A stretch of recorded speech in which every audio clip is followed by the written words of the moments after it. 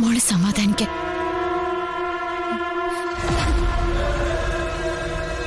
അന്ന് രാത്രി നടക്കാൻ പാടില്ലാത്തതെന്തോ ആ വീട്ടിൽ നടന്നിട്ടുണ്ട്.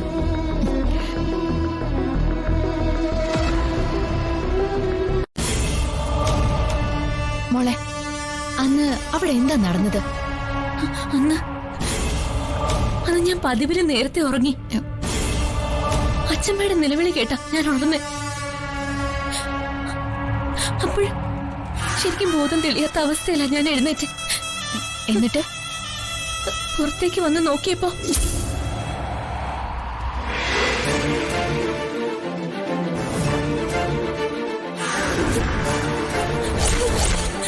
അയ്യോ, അച്ഛമ്മേ, അച്ഛമ്മേ.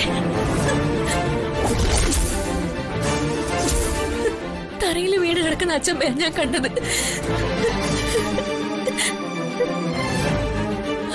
പേടിച്ച് ഞാൻ അലറി വിളിച്ചത് മാത്രം എനിക്ക് ഓർമ്മയുണ്ട്.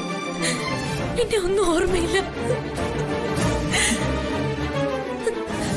ആ സമയത്ത് വിക്രം അവിടെ ഇല്ലായിരുന്നോ? അറിയില്ല.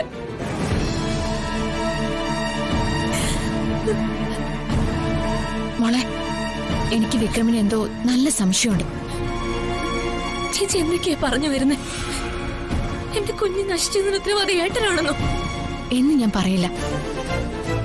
കുഞ്ഞ് അബോഷനായതിന്റെ കാരണം കണ്ടെത്താൻ നമ്മുടെ മുന്നിൽ 2 കണ്ണുകളേ ഉള്ളൂ. അത് സംസാരിക്കാൻ ശേഷിയില്ലാതെ കിടക്കുന്ന അച്ഛമ്മയുടെ കണ്ണുകളാ. അച്ഛമ്മയ്ക്ക് സംസാരശേഷി എത്രയും വേഗം കിട്ടണേ എന്ന് പ്രാർത്ഥിക്കുകയേ വഴിയുള്ളൂ. മോളെ, നീ ഇങ്ങനെ സങ്കടപ്പെട്ടിരുന്ന എല്ലാവരും തകർന്നു പോവും. കഴിഞ്ഞതൊക്കെ കഴിഞ്ഞു. അതൊന്നും ഇനി നമുക്ക് തിരിച്ചു പിടിക്കാനാവില്ലല്ലോ.